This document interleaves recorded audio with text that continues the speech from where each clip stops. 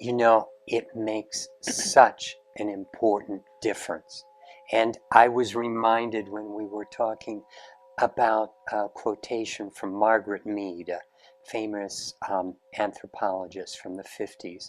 And she said, never doubt that a small number of thoughtful, committed human beings can make a difference in the world. Indeed, it's the only thing that ever has. And so your energy, like we had a flood here years ago, and it was a multitude of drops that created that flood. And sometimes we forget that when we fall back into the ocean, that the ocean is literally coming back into us. And especially with some of the tools that we've created to clear the pathway, to allow for that higher connection, we hold as individuals so much more power in that coherent field for making a difference on the planet.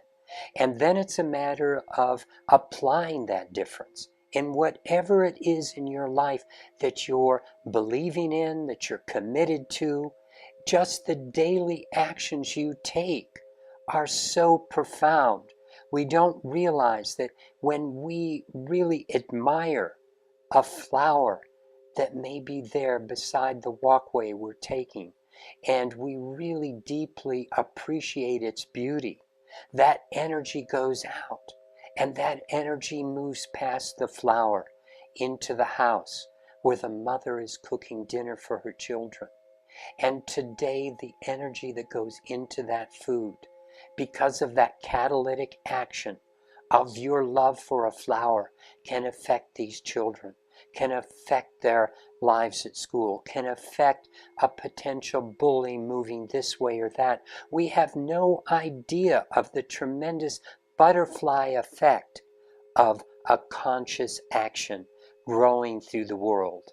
And the nature of consciousness, the nature of coherence, is that it grows, is that it has the strength, the integrity to keep on expanding. It's negativity that collapses back on itself. It's fear that separates us. And so what we're talking about is not just a Pollyanna thing. Oh, think good thoughts and good things will happen. It's really putting yourself, as you were saying, we have to put ourselves into this space of not just practicing these different things, but become the Buddha, become Christ. And that's not blasphemous. That means opening your heart to that truth that motivated these people, these great beings, and not from a place where we've taken it passed on through generation after generation where it can get distorted. We don't want distortions. We want the pure thing. We want the love that we are. And you know when it's real, because then you appreciate the play out here. You can appreciate what's going on in politics, what's going on in religion, what's going on in economics, what's going on in education, all these things that don't seem to be working because there aren't the individuals rising up with the consciousness to truly carry forward what needs to be changed. And so that's where we start first, and not on others. We don't point toward others. It's always us that we work with. And then we watch how it spreads out into the world. The other people, they take care of themselves. It's only us that we need to worry about. What an important time this really is.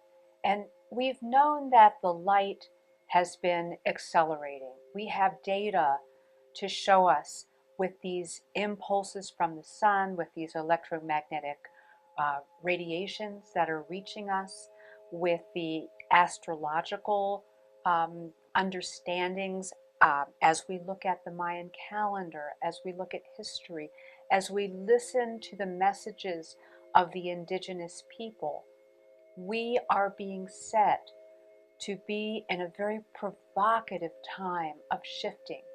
We're shifting into that new age, that Aquarian age of community and understanding. It's also a time of shifting into the appreciation and the acceptance once again of the feminine energies. And that's really important. We're moving to release that power over model, the strategies that have been about divide and conquer, those kinds of things that have worked so well, that have separated people and created fear. That is not what we're moving into. And yet, as in any transition, you can look at anything from birth itself. The birth transition is a time of being on that edge where we're not sure what's going to happen, whether there's going to be truly good life that comes from it or whether there's an end.